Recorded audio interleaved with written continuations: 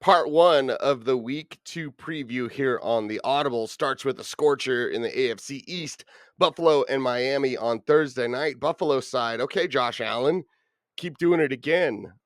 Keep doing it with, of course, Khalil Shakir. Can Keon Coleman get a little bit more involved? We know what James Cook can do. And against Miami, in Miami, Buffalo will likely have their foot on the gas. Yeah, big divisional showdown starting week 2 here. And what we saw from Buffalo is the spread it around pass offense. And Jalen Ramsey wasn't so imposing last week. Maybe Keon Coleman could do something. Khalil Shakir, these guys remain what the heck flexes. I know it was disappointing if you had Dalton Kincaid in. This wasn't one of those games, kind of like Mark Andrews, where we did see Arizona devote some more resources to taking away Kincaid. And Kincaid did get the highest snap share of anybody, running back, wide receiver, or tight end in this offense.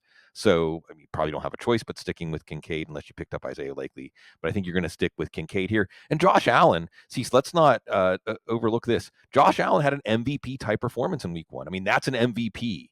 Somebody who just says, oh, we're down. Things feel a little rough in our season opener, home opener, big expectations. I got this. So he has had some success against Miami. Buffalo in general has done well against Miami. And again, for Miami, this is one of those games. Can you knock off the king of the hill? It used to be New England. Now it's Buffalo coming down to Miami. And Miami might not be at full strength for this one.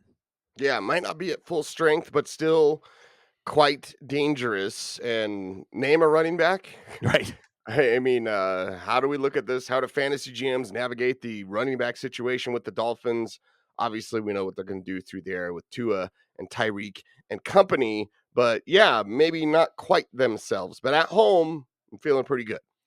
Well, they should be able to get the downfield passing game working with Tyreek Hill and Jalen Waddle. But what else? As of Wednesday morning, and folks, hunkering down for the Hurricane Francine here, hopefully tropical storm by the time it gets to New Orleans. So I might not be able to check in with you, but the rest of Football Guys has you covered.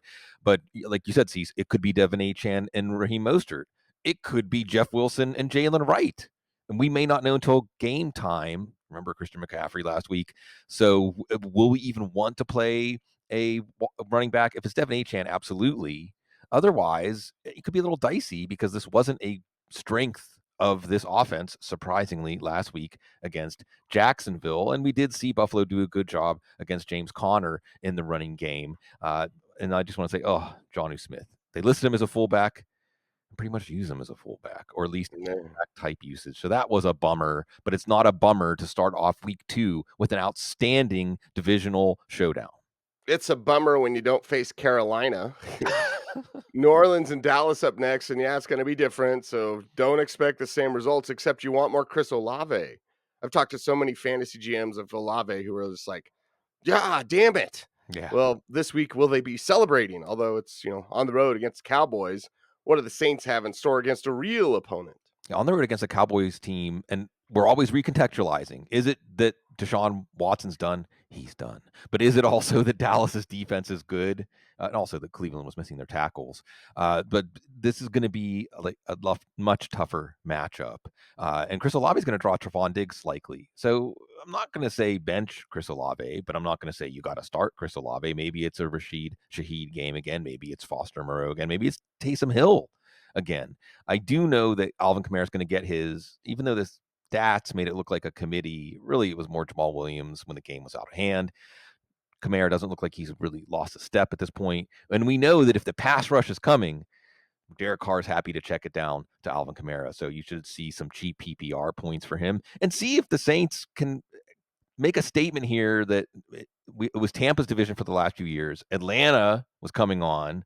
The Saints are still hanging around with their defense and their many different pieces offense. Yeah, Dennis Allen hanging on there. Mike McCarthy doing whatever, but almost everyone's paid. So yeah, all right. Repeat it again with Brandon Cooks in as a what the heck flex, and then the running backs, which I don't care if Zeke scored. I'm not gonna throw him Yeah. in my lineup. Bloom, but maybe Right. you disagree. No, I don't disagree. That was a ceiling game for Zeke, about 11, 12 points in PPR leagues. That's a ceiling game. That's an ideal game script. So, yeah. But CD Lamb, the good news is because it's going to be a more competitive game, CD Lamb Brandon Cooks, who caught a touchdown last week. You're looking to these guys to have some bigger games. Maybe we'll see if there's something there with Jalen Tolbert. Not so much for fantasy, maybe getting onto the waiver wire watch list here. Jake Ferguson on the injury watch list might play. If he does, I'm still not going to go with him, knowing that he's not 100%. I'm not going to go with Luke Schoonmaker either, but a chance to see the second round pick from last year maybe get a little more run. And for Dallas, again, this was just a warm up. Really embarrassing, Cease. I feel for Browns fans because for a home opener and a season coming off of so much excitement getting to the playoffs with Joe Flacco and knowing this team has a good roster was just embarrassing. I don't think that Dallas will embarrass the Saints, and we'll see more where Dallas is in the power ranks of the NFC after this one. This has to be one of your favorite matchups of the week because it's the Buccaneers versus the Lions in Detroit. We're going to start on the Buccaneers side, and well, Bucky Irvin is my favorite, so what the heck flex time, but we're skipping all the big stuff like, of course, Mike Evans and Chris Godwin and Baker the Baby Maker getting it done out there for his team and for your fantasy team, perhaps. This is a rematch of a playoff game that was a really hard fought playoff game last year. Remember, Detroit was a play away from going to the Super Bowl, and Tampa was a few plays away from going into Detroit and upsetting the Lions. When we talk about NFC Super Bowl contenders, Cease, how often does Tampa come up? Do they even come up at all? Not at all. After this game, they might. Certainly, if they can go into Detroit and finish the job they didn't finish in the playoffs, they will. And Liam Cohen and Baker Mayfield, again, let's pay attention when an offensive coordinator says, I came to take this job to work with this quarterback. Okay. Baker Mayfield, I think it wouldn't be shocking, Cease, if he's more valuable than Dak Prescott this year.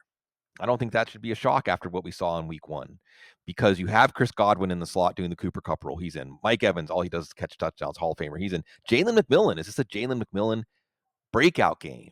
If it's a shootout, potentially, and he's going to have one of the best matchups and he's ready to go, you even watch Kate Otten, who's on the field, just doesn't catch passes. And then, like you said, Cease, maybe the lead story for fantasy, even though I left it for last, is what happens in this backfield.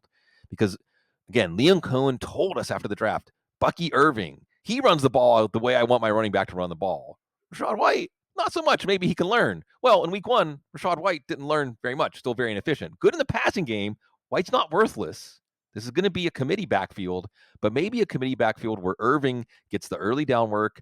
Irving maybe gets goal line carries. Irving also a pretty good receiver on his own. So this could be a game that shows us not just a trend happening with the backfield in Tampa, but a bit of a changing of the guard.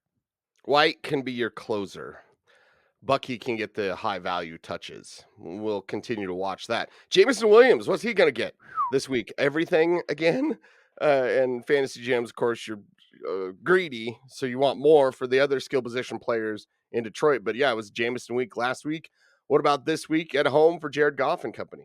This week, you're going to attack the secondary for the Bucs. Antoine Winfield out. That's a big loss, a really big loss. Outstanding safety. So that makes me think, yeah, you're going to attack the middle of the field. It's going to be a Sam Laporta bounce back game, and Amon-Ra St. Brown bounce back game. But I don't know how you can put Jameson Williams on the bench after what he did. So yeah, you're looking at all three of these guys in, and that all points to maybe a better Jared Goff game as the Rams defense was better than expected. Maybe not a David Montgomery game. It was a David Montgomery overtime as he just willed the team to the win in overtime. But this is a Tampa run defense, Tampa front seven that is tough to run against. So maybe it's more of a Jahmyr Gibbs game, and it's going to be an entertaining game.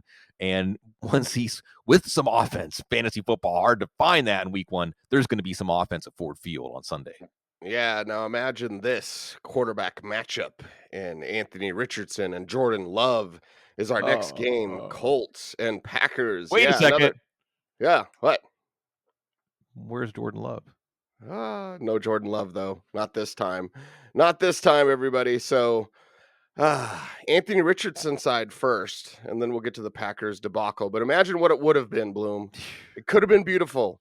Could have been a contender, but we get this now. But the Richardson side can continue to grow and be beautiful there. Yeah. So let's discuss these Colts. And if it's the same old, because Jonathan Taylor fantasy GMs are like, I want some more, please. Yeah, we did see the Philadelphia Eagles have some success passing against Green Bay. Now you might say it's the turf, something like that. Wide receivers know where they're going, and cornerbacks have to react, defensive backs. But what we see, and again, this is Shane Steichen, chef's kiss, because it's not going to be a high volume pass offense, but it is going to be a downfield passing offense. So we haven't really seen a running quarterback who gets goal line touches and has the power and size to convert those, who also is given the directive to barnstorm, throw downfield, take shots downfield, and he has a bunch of young, fast receivers who can get downfield. Just wait until Josh Downs is back. So we're really excited about Anthony Richardson, really excited to watch him. Imagine he can get better.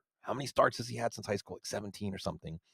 Unfortunately, Michael Pittman might be left out of this party because he's not the downfield receiver. And hey, if you're thinking of it as chess, like Jair Alexander and Michael Pittman, and you do that trade, you're happy with that trade if you're the Colts. There also is a possibility that with Malik Willis for the Packers at quarterback, that this could be kind of a stalemate, right? Neither team sticks their neck out too much, because to keep up with CJ Stroud, Anthony Richardson did have to take chances. He did have to move the offense, not just with Jonathan Taylor running the ball or him scrambling, but by throwing downfield. Maybe the Colts dial it back a little bit because you can beat Malik Willis without taking a lot of risks, making a lot of downfield passes. Maybe it's Jonathan Taylor running the ball 30 times in this one as he returns to Wisconsin, and Malik Willis returning to the starting lineup. And hey, this is a chance. Some people were saying he was a top 5 pick, people that actually have pretty solid football opinions. Now, he fell to the 3rd round, but the tools are there. And while he just joined the Packers, we saw Joshua Dobbs, when he just joined 2 different teams last year, look pretty good, at least for a little bit. Malik Willis is not Joshua Dobbs. He's not a rocket scientist, but he's a very physically talented quarterback. Yeah, he's got a cannon for an arm. He has no idea where to put it. So the Packers' best plan of action: tons and tons and tons and tons of Josh Jacobs. Right. And But does that matter if the Colts get a lead? Like, if I'm the Colts, because you're mentioning like lots of Jonathan Taylor, which could be true, grind this thing to a halt. But also, if I'm the Colts, score 30, force Willis to throw, because again, he's got a rocket of an arm. He has no idea where to go with the ball. Good yeah. luck. Yeah, right. That's the thing.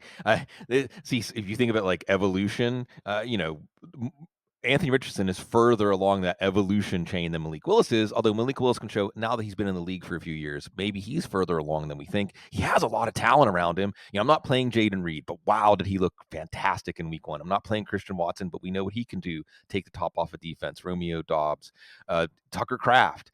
They have talent in this passing game, but you're going to try to limit attempts. But as far as the competitiveness, remember, Malik Willis as a Tennessee Titan, when he was starting, they played the Patrick Mahomes Kansas City Chiefs straight up in one of his starts. So it's not all despair for the Packers, even though it might be despair for this passing game. And like you said, sees a lot of Josh Jacobs, sprinkle in some Emmanuel Wilson. We'll see if Marshawn Lloyd can rally and maybe be healthy enough to play. Still not play very much. This is a conservative medical staff. And like you said, is it conservative for the Colts, or do they come out throwing downfield to try to take Malik Willis out of his comfort zone, which is going to be handing the ball off? Yeah, handing the ball off. 4 games down, 4 games to go here on the Audible. Make sure to check out footballguys.com and subscribe. It's the best way to support the show.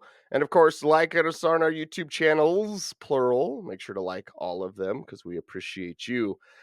Do we appreciate Aaron Rodgers? We don't do recaps on the Monday night game, but it's like, all right, buddy. There's the meme where the woman is helping the old lady, like, I remember with it, yes, grandma, now it's time to go to bed.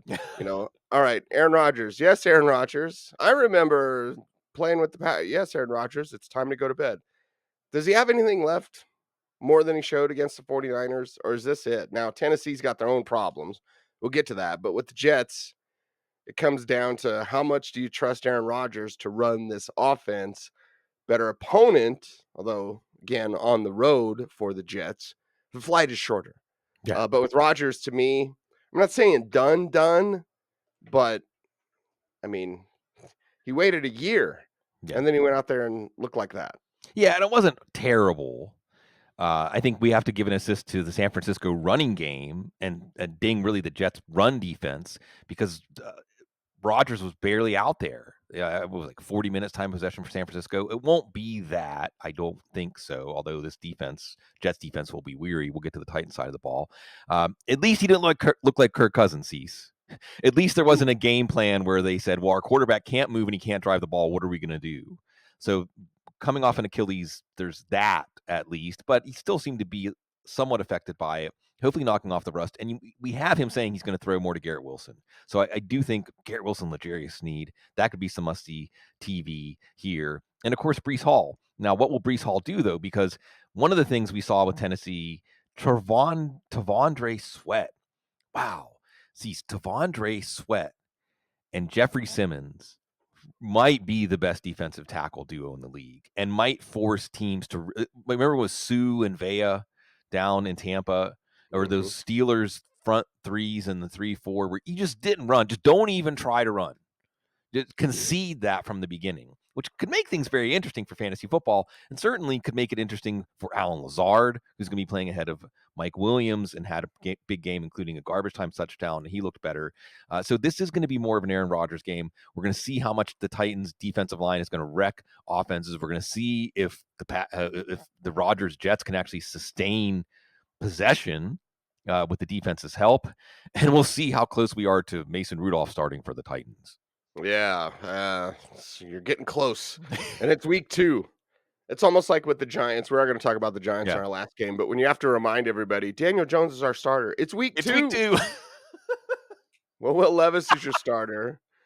We know Tony Pollard's going to do more than Tyjae Spears, right? So we do have some learning points from week 1, but heading into week 2, it's still rough when you're looking at your Titans and maybe considering some of them.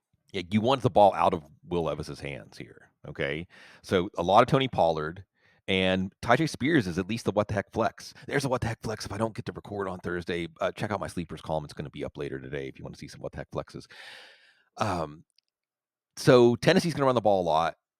Tony Pollard's still running back 2 in this one because of how good he looked, because he looked deserving of the lead back role or the larger share. What's funny is Brian Callahan saying, I wanted a more even backfield share. Yeah, you should talk to the guy that calls the plays and does the personnel decisions, and you guys get that. Oh, it's you? Well, I don't understand. I don't understand that, Cease, when coaches say, I would have wanted this. We wanted to throw the ball more. Well, who's in charge of that? It's the hot dog meme, right? We're all looking for the guy who said Tony Pollard should get more touches than Tyjae Spears. I would say in this offense right now against this weary Jets defense that couldn't get off the field against San Francisco, you want the running backs touching the ball 65% of the time as receivers or running backs. And we did see, 6, 7 receptions for the running backs last week, in addition to Pollard getting this offense on track. So Will Levis literally threw the game away last week. And that really hurts if you have Calvin Ridley, who looks good, but Calvin Ridley's probably going to see some Sauce Gardner here. And you just don't want Will Levis. It's all the way back to Mike Vrabel ball again, at least until Mason Rudolph is the starter or until Will Levis can turn this around. It's a lot of quarterback stories in this game, Cease, and they're not exactly uplifting stories. Not lifting stories until we get to our next matchup. And you've got the San Francisco 49ers on the road against the Minnesota Vikings. Now, Kyle Shanahan did discuss Christian McCaffrey's status. Likely would have played against the Jets if it had been a playoff game. From what Kyle said, he noted that McCaffrey's dealing with Achilles tendonitis in addition to his calf injury. Thank God for Jordan Mason. Yeah. And boy, he doesn't like talking to the media. And he's right, by the way, with what Jordan was saying. It's like, if I say something wrong, you guys are going to take it and run with it. That's why I don't like talking to you. But he does like playing football. He plays some damn good football. And it's the 49ers, well-oiled machine on the road in Minnesota. We just don't yet know at time of recording here on, it's Wednesday, right? Is it Wednesday? Wednesday. Yes, on Wednesday. We don't yet know the status of Christian McCaffrey. I don't think he's going to play. Ian Rappaport saying he's a long shot to play. I don't know if he had a setback on Friday. Again, when was Jordan Mason telling the truth? When he said, I knew I was going to start on Friday, or no, that didn't happen. Look, whatever happened, I don't believe what Kyle Shanahan says. This is now with McCaffrey, I want to see the inactives an hour and a half before the game, and then I'll feel comfortable telling you can play Christian McCaffrey. So you set your lineup as if it's going to be Jordan Mason and Deebo Samuel. So Deebo Samuel doing double duty in the backfield and as a receiver. Brandon Ayuk looked like a guy who sat out the summer. Is he ready to do more? We'll see. But I think this is still, they're going to try to do ball control. They're not going to take a lot of chances. I believe that we could see Juwan Jennings outproduce Brandon Ayuk again. I'm not saying I'd play Jennings over Ayuk, but I'm open to that. There's George Kittle. He wasn't good. He wasn't bad. He'll take George Kittle. It's one of the few tight ends that you took early in fantasy drafts, and you're not wondering what you're going to do going forward. You're going to keep playing George Kittle. And you're going to keep looking at this San Francisco offense as an offense that is presenting problems even without Christian McCaffrey for a Minnesota defense that really just broke a sweat and then the game was over against Daniel Jones. But Brian Flores, so, and it makes sense, right? Because Brian Flores and all of his blitzing and all of his chaos and all of his deception, well, when you're just running the ball bang blank face, then doesn't matter. Blitz, go ahead, throw whatever you want at us. It's going to be Jordan Mason and Deebo Samuel and some ball control where Brock Purdy's going to make high percentage passes. Kyle Shanahan's going to dial up some plays. I wonder, Cecil, if there's some Belichickian shenanigans here where Sam Darnold can coach the defense for Minnesota and say this is the kinds of things that they like to do when they're game planning, because I don't think that Minnesota's strength as a game planning defense is going to matter against this San Francisco offense. Right. It's all about discipline. And Darnold will be the rare week a starter runs the scout team. Yeah. I'm kidding, but still, he could do it. And I love this matchup because it's like the Shanahan disciples Yeah. against each other, and obviously literal Shanahan against Kevin O'Connell. What does Sam Darnold and company have drawn up this week? Yeah, Darnold, and we're going to see Justin Jefferson. What's good for Darnold, he was 12 for 12, 99-yard drive. Incredible to start the game. And then again, they put the offense on mothballs because they didn't really need to do much in the second half to beat the Giants. So there could be more passing here. Justin Jefferson has a tough matchup against Travarius Ward, but Kevin O'Connell, they're going to move Jefferson around. Jefferson's going to get his. Don't think we're going to see Jordan Addison, or at least don't think we're going to see a full speed Jordan Addison. It was his other ankle, at least. Jalen Naylor. And Jalen Naylor had a summer of really impressing the Vikings and getting hurt. So you saw him score a touchdown last week. He should get the better matchup. And if there's some downfield shot plays, that's where Naylor can really do his damage. And with Johnny Munt and Josh Oliver, if you need to throw in a what the heck desperation tight end, I mean, they could help pick up the slack here. Brandon Powell in the slot, maybe Aaron Jones out of the backfield. I think that's the other thing. You're going to play Aaron Jones here, even though this is a committee. This isn't Aaron Jones feature back and Ty Chandler spells him. They're using Ty Chandler a lot, but Jones is clearly the better back. He's obviously a very accomplished back in the passing game. And again, we'll see. Recontextualizing for week 2, was it just the Giants defense is that bad? Or is the Minnesota offense actually pretty good with Sam Darnold? Yeah, we'll see. Couple of games to go here on part 1 of the week 2 preview. Seattle against the New England Patriots. Now, Patriots side will save because we're starting with Seattle, the road team in this instance, and they learned against Denver in the second half to use tempo as a weapon and to just keep feeding Kenneth Walker. Now, it's interesting when Grubb shows up and says, "We're going to be a running team," and you've got those trio of wide receiver talent for Geno Smith. But yeah, they're going to be a running team. So it all starts with Kenneth Walker, and we'll see what else everyone else can do. Kenneth Walker looked really good. And yeah, it looks like Ryan Grubb is going to run a ball control offense. And I guess if you have Kenneth Walker, why wouldn't you? Kenneth Walker is the kind of running back that feeds off of those touches, getting in a rhythm and that contact. And if we were drafting today, second round pick, third round pick, Sure.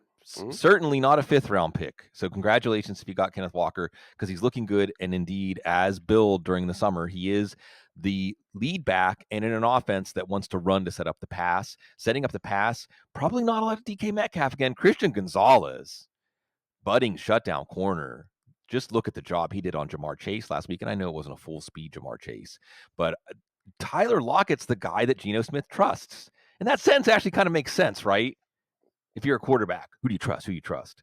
Tyler Lockett came up big. He was only on the field a little over half the snaps last week, but had more production than Smith and Jigba and DK Metcalf, who drew Patrick Surtain, combined. But again, Metcalf has another tough matchup. Lockett at what the heck flex this week. Maybe Noah Fant. a what the heck tight end. As remember, Tanner Hudson fumbled at the goal line. Mike Gesicki almost scored a touchdown, was overturned on review. So maybe the tight end gets his number called in the red zone in Foxborough.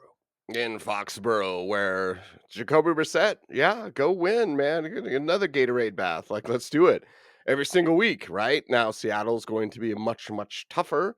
But New England, well, they've got a tough guy named Ramondre Yeah. Stevenson. So it's Ramondre, and if the answer is nobody, that could still work. It could still work as if the defense can keep it close. And Stevenson, I think I heard that they got his input on the run concepts to keep going with in that game. Isn't that awesome? Love it. Isn't that how it should be? That's what you get when you Yep. have a player coach. It's what you get when you have somebody who has come up in this generation of the NFL, now coaching players in this generation of the NFL. And yeah, I mean, passing game, you're not passing to the outside. If it is, it's short. Again, like we saw with Bo Nix. So Cortland Sutton facing off against one of these corners, I don't think so. Maybe you try to attack the middle of the field with Greg Dulcich. I just don't think you're going to see much in. I'm sorry, Dulcich. My brain is going on tilt here. As it's all of these. I'm still back in last week. There's not anybody in the Patriots receivers outside that are going to beat these Seattle corners outside. So it's Hunter Henry. I'm sorry. Maybe Pop Douglas. You're not going to dip into this passing game for a fantasy play. It's Ramondre Stevenson, but this is a more competitive team than expected. And like you said, Cease, if they go 2-0, this is the beginning of a story. Maybe they don't have the number one pick, and maybe it's good, just like Houston last year, that they got their quarterback in this draft because they're going to be better than expected and not be able to get a quarterback in the next draft. Right. And I feel that they'll understand to attack the middle of the field against Seattle. I asked Joe Lombardi last week. I was like, "Hey, you really can't go after the corners in this offense. How complicating is that?" He's like, "You just got to play football. You just got to throw to Greg Dulcich before the fourth quarter." Anyway, it's Broncos show. Giants and Washington, the final game we're going to wrap up on here. It's part one of the week two preview. And Giants side, yeah, it's pretty bad. Daniel Yeah. Jones is still the starter. Okay, Drew Lock watch underway. Mhm. And well, sorry, Giants fans. Yeah. Brian Dable's going to call the plays. Cease, I think the story of this game is we know the defenses are bad, but are the offenses bad? Maybe. Maybe the offenses will look good just against bad defenses, but we want to at least see some sign of life, right? The Giants offense poking it with the stick. Come on, do something. Do something, Danny Dimes. And in your Superflex leagues, in your DFS lineups, Jones could come through here. It was so easy for Tampa Bay in the passing game, and Brian Dable's calling the plays. You got Malik Neighbors, you got Wandale Robinson, you got Darius Slayton. Not much Jalen Hyatt, not sure what's going on there, but you have the pieces of the passing game and you can make things bite size. Washington is not a team that's going to get a ton of pressure. You can make things bite size for Daniel Jones, like binary reads and then run. Okay. How San Francisco handled Colin Kaepernick later on in his career. So it could be a good fantasy day for Jones. Certainly, you're going to put Neighbors in there. And Devin Singletary, who did get 70% of the touches, 70% of the snaps, that could be a lot better pie of production to divide up again against this Washington defense. So Singletary at least a what the heck flex. And for the Giants, like you said, Cease, despair, because I think this week, if Jones doesn't show something this week, why are you playing him? We know from the offseason there's a big injury guarantee. And any given play, that injury guarantee could kick in with Daniel Jones. We've already seen it. He's already been a quarterback who had like some neck problems, neck back problems. That ain't good. So, yeah, unless he makes this team competitive, it's not just Drew Lock watch. It's what are you doing if you're not playing Drew Lock? Yeah, yeah, you're screwing yourself. Sorry, Joe. Commanders, you don't want him to screw your fantasy team. So, who are you looking to Yeah, this week in that offense? And well, we know Jaden can run. right. We want to know more about who his favorites are when he throws. Right, exactly. Because Tampa's defense didn't make it easy in his No. debut, but this Giants defense just rolled over for Sam Darnold, let them scratch a belly. They weren't Giants; they were Lilliputians. Uh, this is going to be Jaden Daniels. We love that they're letting him run at the goal line, even though one of the touchdowns was garbage time. And Brian Robinson still got a touchdown, so Robinson's in there as a running back too. Austin Eckler. We did at least see Jaden Daniels dump the ball off to Robinson, dump the ball off to Eckler, probably the best part of their passing game. You did see Terry McLaurin get open deep, and Daniels missed him. Hopefully you have more chances to throw downfield, although it's supposed to be the strength of this Giants defense. Brian Burns, Kayvon Thibodeau, Dexter Lawrence. They have some players up front that could make things difficult as far as buying time to throw downfield. And if that's the case, maybe it's Luke McCaffrey. Luke McCaffrey, this could be the Luke McCaffrey breakout game, and it makes sense to make things easier to set up McCaffrey. See, says he's going to be the best McCaffrey on the field in week 2. I think so, and maybe even deserving of a spot on your roster, if not a spot in lineups. Again, in this matchup where we see, are these offenses any good? Before we're out of here today, Yeah. Bloom, in case you can't record tomorrow, just stay safe, baby. Yeah. Like I got we've done this show for 19 years. Like Mm-hmm. we've got it. I just want you guys to be safe down there in the New Orleans area. Yeah. So we shall, we'll see. We'll see if we got you tomorrow. If Yeah. not, we got it, baby. This We're too good. shall pass. And it's good to hang out with you and hang out with everybody as a bit of normalcy and a connection back to the world before we go radio silent for a little bit. And hopefully, like every day, whether you've got a hurricane bearing down on you or it's a beautiful day where you are, let your life make you grateful and feel appreciation for what you have every day. And sometimes when it's in danger or you may not have it, see how often do we feel gratitude when we hit the light switch and the lights turn on? Well, Mhm. let me tell you, staring down the barrel of potentially an indefinite power outage, ask the people in Houston from the hurricane earlier this summer. Let's appreciate the lights turn on. Our ancestors would have thought that electricity is some sort of crazy black magic, and we get to have it. Magic. We get to have it surrounding us every day with all of these conveniences and all of these things that are made to our life and increase our power and our reach to do things. And we just take all that for granted. So that's what I always try to get out of the hurricane, because almost every year we get a chance to do this in New Orleans, to appreciate what we have every day. We're richer than we think. Our lives are fuller than we think. And if we see that, if we experience that, that's how we become truly, truly rich spiritually, which is why we're here. You know what's funny? Hmm. Is if you go far enough back with our ancestors, they'll be like, "Why are you paying for energy? It's free. We pull it from Yeah. the atmosphere." Yeah. They also say, I went through all that struggle for this. Yeah. You're playing fake football with fake teams. I've struggled and survived all of these just for you to do that, to go down and Mhm. have a Mountain Dew and a Snickers. That was the wildest dreams I had for my descendants. Can you do something else? We got it. We got you. He's Sig. I'm Cease. We are the Audible, everyone. Thanks for watching. Watch these other videos.